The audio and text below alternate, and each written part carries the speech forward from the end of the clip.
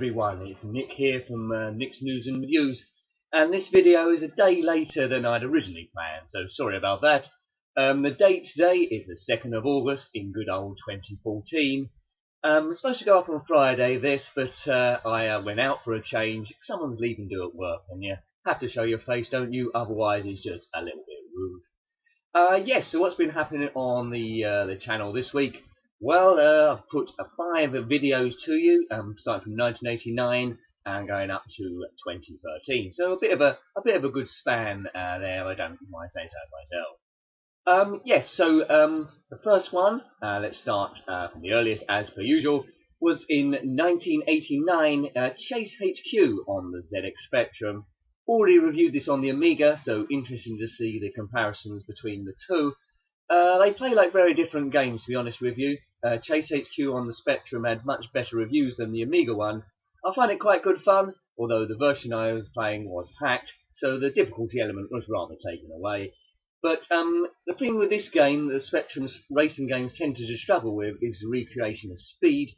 And this one does it quite well, so do check that out and maybe comment all your memories of that below as well. I believe there was a sequel to this game that came out on the 128K Spectrum, so we may very well come to that as well, see how the game progressed, but based on the original cabinet by Taito, of course. 2 years later, on the Commodore Amiga, I reviewed the game. Well, I didn't wait 2 years, I reviewed it a couple of days afterwards, but you know what I mean. 2 years later, the game Lemmings came out by Psygnosis, an extremely popular puzzle game. You must guide a bunch of hapless lemmings, I know, from point A to point B without getting them all killed. Your success rate depends on the percentage of lemmings you have to save, and you can select different actions for these individual lemmings, like blockers and builders. Easier to watch than to explain, really. Come out just about on every format possible, so probably made Psygnosis or Signosis, or however you pronounce it, in 1991. Quite a lot of money there, I would have thought. Okay. And next was, well, a couple of games that Longrod von Huggen sent me, which we reviewed. Interesting games. The first one was Who Wants to Be a Millionaire? I think you've probably heard of the TV show it's based on. Chris Tarrant's voice guides you through 15 questions. You've got 3 phone friends, and by selecting each question you have to make £1 million. A bit suspect who they make the check out to in the end. But there we go, you can't have everything. 1,000 questions in this version, so if you're playing it over and over and over, you're suddenly going to learn what are the right answers. I've already reviewed the PlayStation 3 version, which doesn't have Chris Tarrant in it for some reason. I think they're just trying to make it globally compatible. Chris Tarrant doesn't know all of them throughout the whole world, of course. But I quite like this game, only because it's easier, probably. Graphically, it isn't quite there. There's a few things missing in it, but it holds up well as a good game, a good bit of fun. That came out by Eidos, come out in the year 2000. Next up, a very suspect game, I must say, 2003 by Digicube and Phoenix. I brought you Paradise Casino. Yeah, it's... what can you say about this game? It's billing itself as all the thrills of Las Vegas, without including any pictures of Las Vegas, or any graphics of Las Vegas, or any feel of Las Vegas at all. It doesn't really capture the fun of Las Vegas.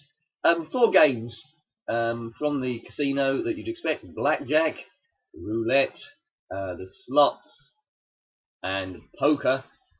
I didn't dwell too long on that one. It does create the feel of a casino, but why anyone would buy this game in the first place, I don't know.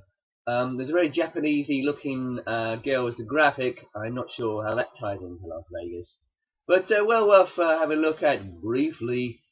But yes, so there we go. It's been a bit of a weird week, really, here and there. There was a snake I found drinking in my garden. He was drinking beer.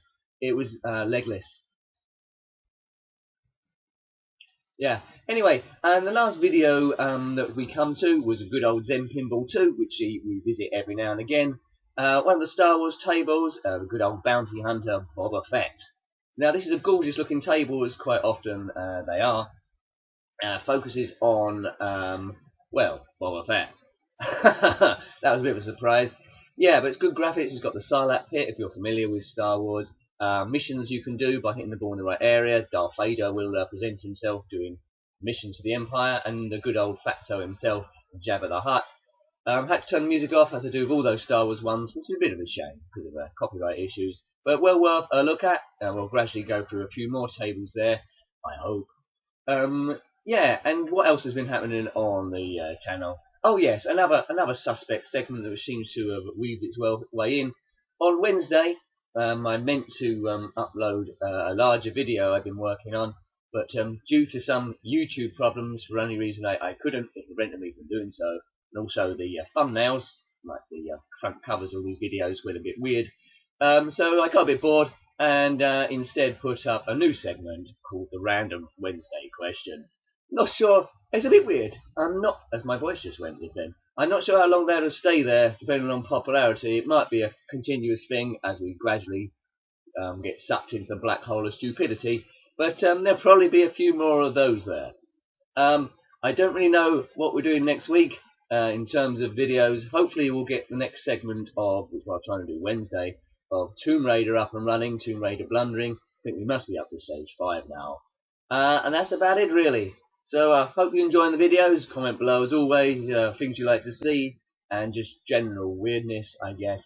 And till next time then, goodbye. Goodbye.